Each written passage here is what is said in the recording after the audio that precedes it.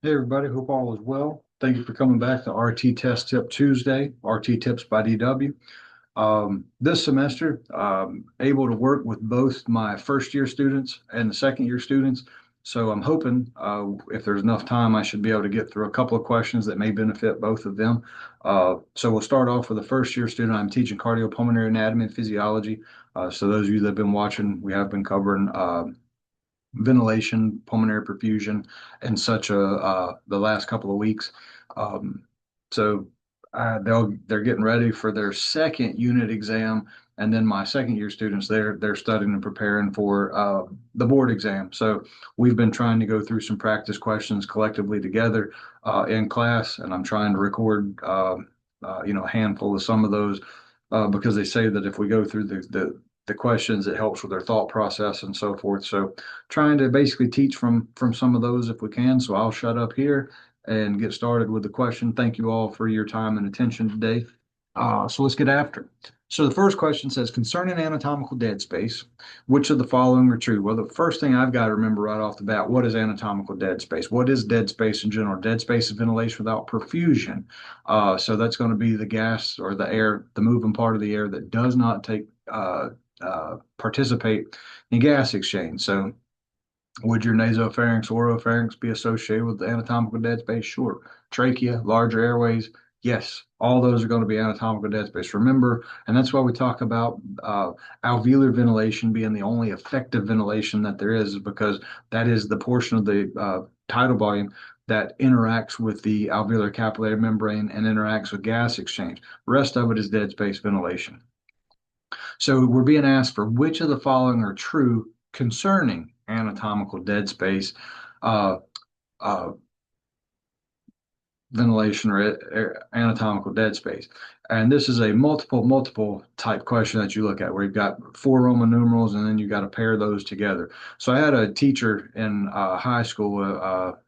He was my algebra 3 teacher, I believe it was, and he would write a problem on the board, and depending upon the difficulty level, he always uh, uh, paired those with um, the types of sandwiches from McDonald's. So the harder it got, so it might be uh, this is a big and tasty or a Big Mac. Uh, it was just interesting to hear him reference math problems with sandwiches from popular food chains and so forth. So he'd throw one on the board and he'd say, "Oh, this is a Whopper with cheese," or what have you. So these get a little more involved when you start to look at these multiple type questions. So we know that we're looking at anatomic dead space and what's true concerning anatomic dead space. So I'm going to just go through each one of these one at a time because you've got to pretty much rule in or rule out those anatomical dead space and then decide which of those you're going to add uh, include together with your answer. So if I go through and I look at Roman numeral one, it increases with emphysema. With emphysema, you're going to have trapped air that is an obstructive disorder. Is it because of that trapped air, the air trapping that comes along with that hyperinflation that goes along with that. So one, I will certainly include in that. It decreases with a deep inspiration. So keep in mind, if you take in a deep breath and your airways expand, your airways are going to naturally hold more volume than they did if you took in a regular breath. So yes, if you take in a deep breath or deep inspiration, your anatomic dead space, because of the way that the anatomy works, your anatomic dead space is going to increase with a deep inspiration. So would not expect it to decrease. So I'll take Roman numeral two, mark it out. Three, it increases when an artificial airway is placed. So if you place an artificial airway, whether that's through an endotracheal tube that's going to go orally, or I guess they could be nasally intubated, but nonetheless, you've got an endotracheal tube that's going inside of the trachea, or a tracheostomy tube where it gets placed directly into. So both scenarios, you are bypassing the uh, upper airway. So that's going to take away some of that anatomical dead space. So artificial airways do reduce your anatomical dead space. They don't make it bigger.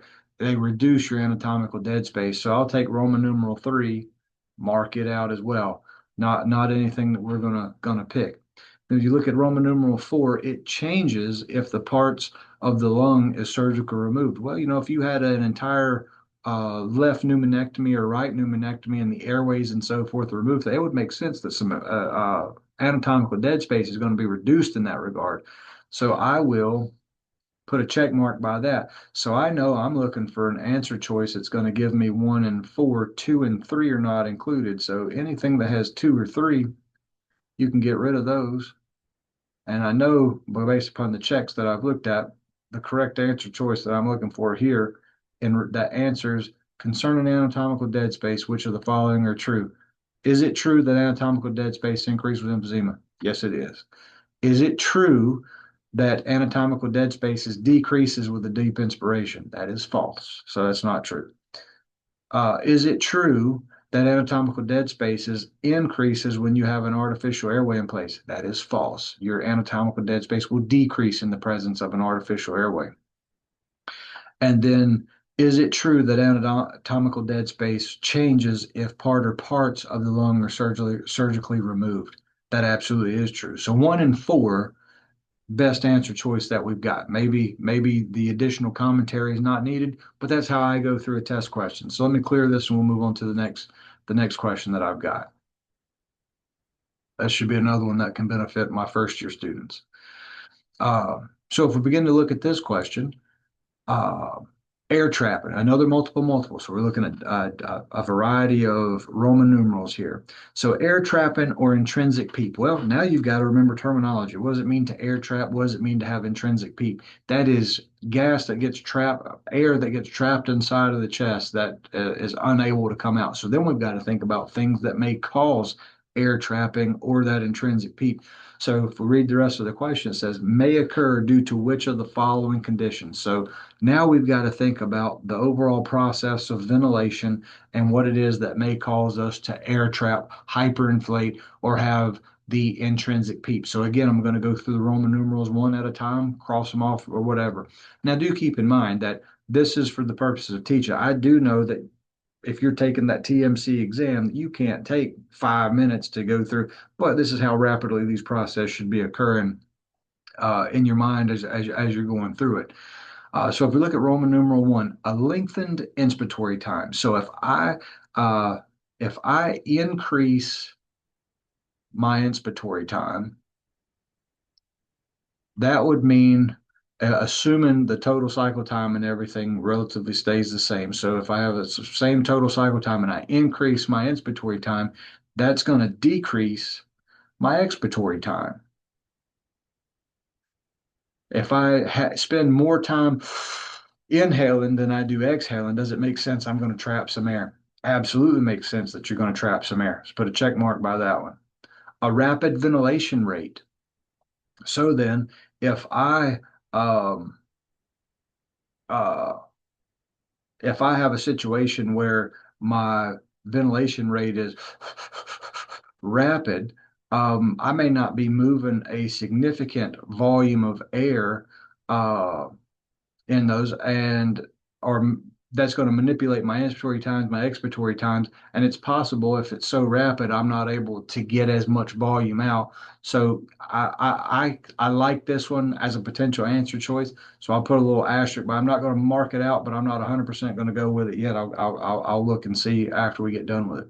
An increase in airway resistance. So if you can remember, like going through your time constants and so forth, if you have an increase in airway resistance, air goes in, and you think of your time constants, and increase in airway resistance is going to lengthen those times. It's going to take more time for that air to come out. Well, if you're uh, on a mechanical ventilator or receiving mechanical ventilation, and you have an increase in airway resistance, and that machine is going to trigger a breath every 6 seconds, every 5 seconds, depending upon what the respiratory rate might be, and you've not completely exhaled, and it's firing another breath or delivering another breath, then yeah, you're going to air trap. So an increase in air, and even if you look at COPD with a spontaneously breathing patient or a patient that's having an exacerbation of their asthma, if they have an increase in airway resistance at that point in time, in that moment, they are air trapping and hyperinflated. So yes, an increase in airway resistance certainly can lead to air trapping or intrinsic PEEP situations.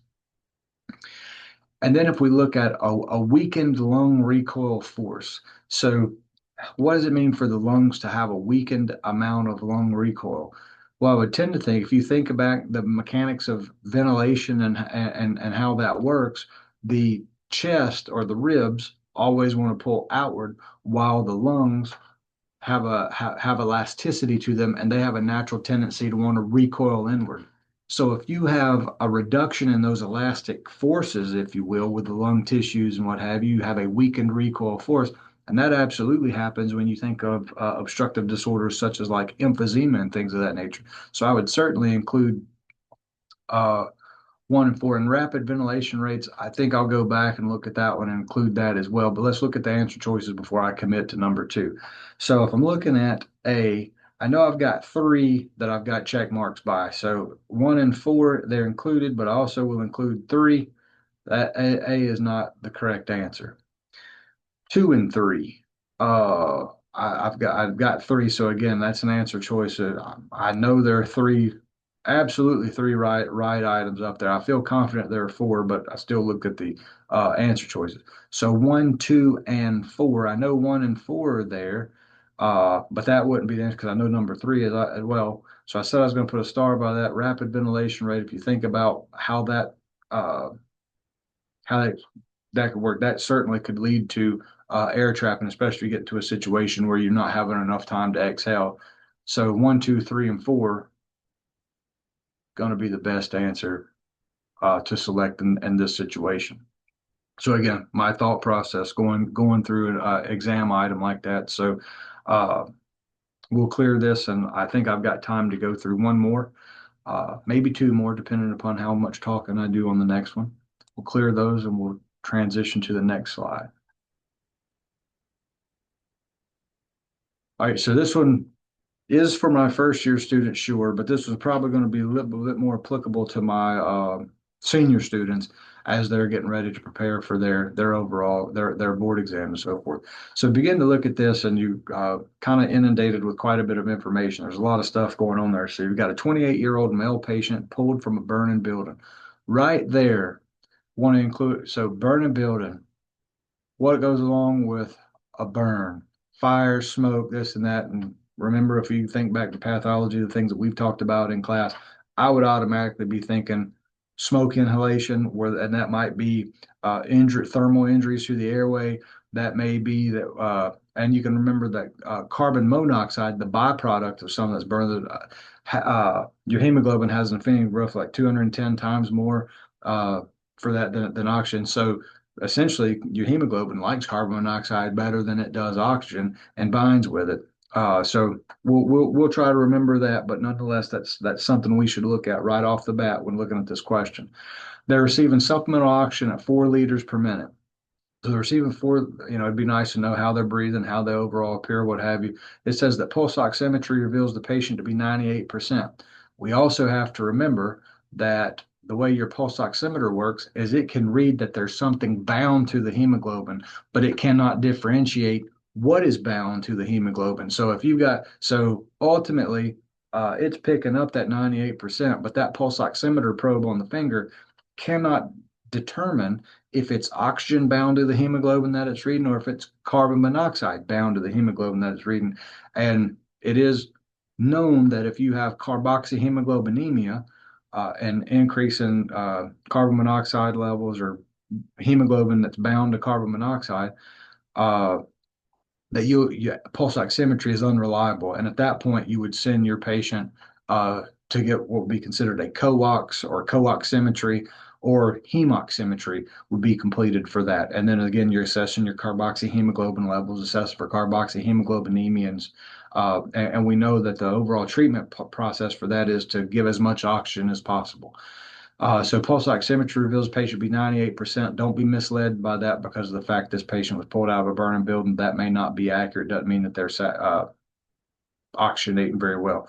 So upon review of the following ABG results, the physician asks you for your most appropriate recommendation at this time. pH 7.32, that's a little on the acidotic side. PaCO2 is 30, so they're hyperventilating a little bit.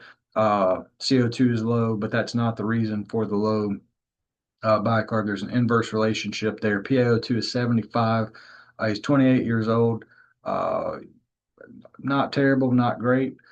You would hope it would be a little bit higher for an individual, especially if they're breathing 4 liter per minute nasal cannula. And, if you think if this is at room air, but the patient is receiving supplemental oxygen. So we would tend to think that'd be a little bit higher. We also look at our bicarb at 19 milliequivalents per liter. That's going to be the reason for why there is the acidosis or metabolic acidosis. We also understand the compensatory mechanism for that would be for a patient to hyperventilate so that hopefully they could drive that pH back up. But, now I'm talking about other stuff somewhat related, but not related to the overall question. So I'll get back after.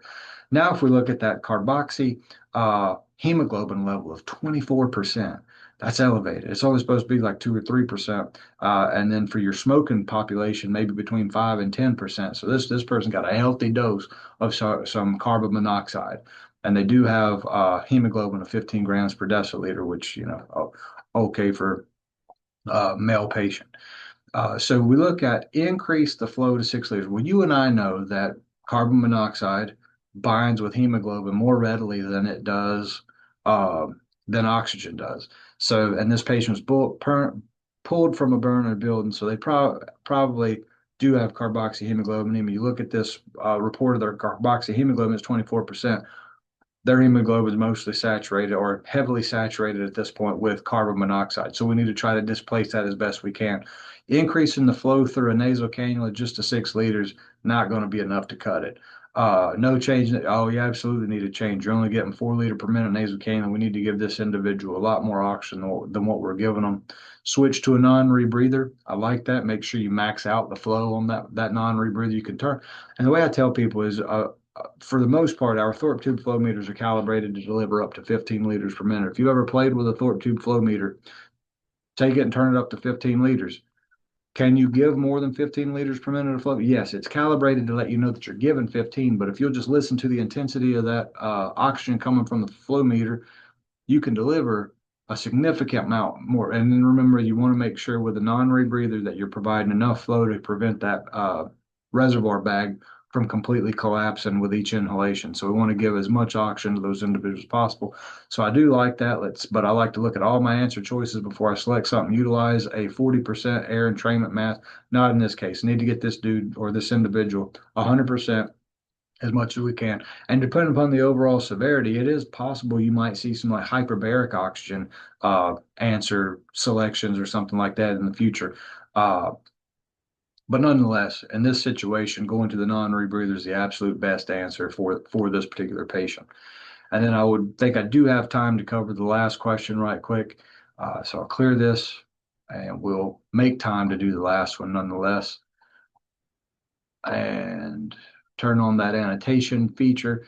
So we have a female patient receiving assist control volume control ventilation with a tidal volume of 550 milliliters. You may also see that cc's. 1 milliliter is the equivalent to 1 cubic centimeter and vice versa.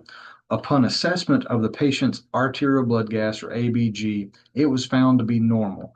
It'd be nice if they gave us some numbers, but for all intents and purposes, if the ABG is normal, we'll say it looks something like this: 7.40, that's your pH, PaCO2, call that right in the middle at 40 millimeters of mercury. PaO2, assuming the ABG is normal, we'll look at this at 90 millimeters of mercury. We'll look at our bicarb of 24 milliequivalents per liter, MEQ. Your base excess, your SaO2 probably looking pretty good here as well. So it says, upon assessment of the patient's ABG was found to be normal, the decision was made to switch this patient to ACPC. Tend to kind of wonder why they switched, but nonetheless, that information is not given, but they did switch from volume control to assist control. We know that in AC/VC, we don't know the rate, we don't know the peak inspiratory flow, we don't know the PEEP setting, we don't know the FiO2 setting, but assuming all that was okay, we do know that for this female patient, we had a 550 milliliter tidal volume. Decision was made to switch over to ACPC. So we're going to AC. So with this, you have to have an appreciation for assist control, pressure control versus assist control, volume control. So assist control, volume control, those patients are going to get a set rate and a set tidal volume. Volume is constant while pressure is going to be variable. Uh, in pressure control, you still have a set rate, you'll have a set pressure. Pressure is constant while your tidal volume is going to be variable. So we've got to remember that. So the mandatory rate remained unchanged. So we know that when we went from AC VC, the respiratory rate was the same. So our respiratory rate is the same in both of those scenarios. But we know that in AC VC, our tidal volume, 550 milliliters. Over here, ACPC, tidal volume's gone up 740 milliliters. Ooh, 740. And why is that? Well, with some, you remember compliance resistance, compliance of the ability of the lungs to receive volume. So at a specific driving pressure, and it would have been nice if they even gave us the driving, but ifs and buts, candy nuts, we'd all have a Merry Christmas. We weren't given that information, but we got to take what we know and apply it to answer this question. So, which of the following issues would the respiratory therapist be most concerned with given the amount of information that we have? Uh, so we will assume that if they were in tidal volume of 550, that volume was appropriate for that individual, and it was achieving an appropriate minute of ventilation, which resulted in an appropriate blood gas, or it told us we had a normal blood gas for what we're looking at. Same rate was there, but now what we've gone to is a tidal volume of about 740 milliliters with assist control pressure control. Remember, in pressure control, pressure is constant, volume is variable. So at whatever they set the driving pressure to be, uh, their lungs are able to achieve almost a 200 cc difference in tidal volume. So ultimately, just for the sake of numbers, let's just say that respiratory rate was 10. So if the respiratory rate's 10 and you figure out what your minute ventilation is over here, you're looking at a 5.5 liter minute ventilation over here. Respiratory rate times tidal volume is minute ventilation. So if we do over now, we've gone from 5.5 liters to, if you keep a respiratory rate of 10, 7.4 liter per minute ventilation over here. So we've increased our minute. So if this minute ventilation was achieving a normal blood gas, this minute ventilation is probably going to achieve an abnormal blood gas. And we've got to think about what. So if we begin to be overly effective, if we tend to breathe too much, so we would anticipate this to probably drive our CO2, our PaCO2 is going to move in that downward direction because we've removing more minute ventilation. And that's assuming that we've also increased our alveolar ventilation, but that's for not necessarily a different conversation, but we'll keep to this question.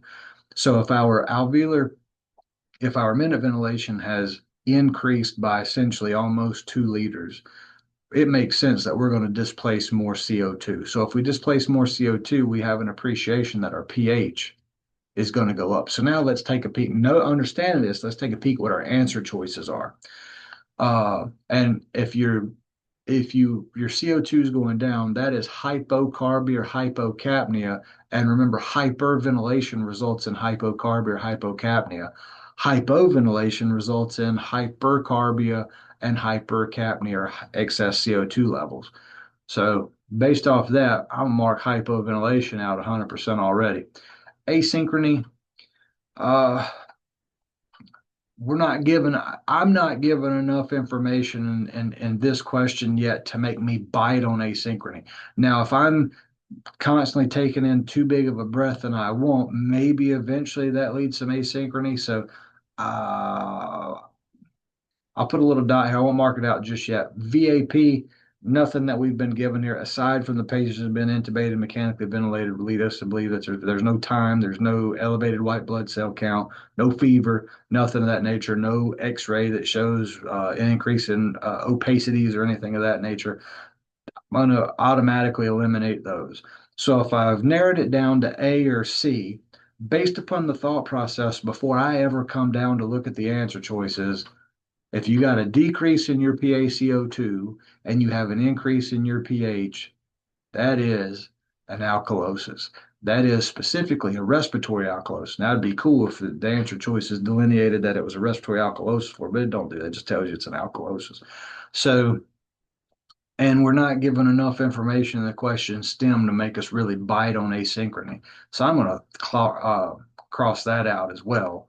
Uh, and then based upon uh, the assessment of the ventilator parameters, the exhale tidal volume, and so forth, what issue would the respiratory therapist be most concerned with? 100% most concerned with the onset of an alkalosis because now we're hyperventilating the patient. So that's all there's four questions. I know I've been a little lengthy with that. I'm going to be quiet, let you guys have your time back. Thank you all for your time and attention. If you happen to have a question you'd like me to go over, feel free to leave it in the comments or whatever. I'm happy to take a peek at that too. Have a good day.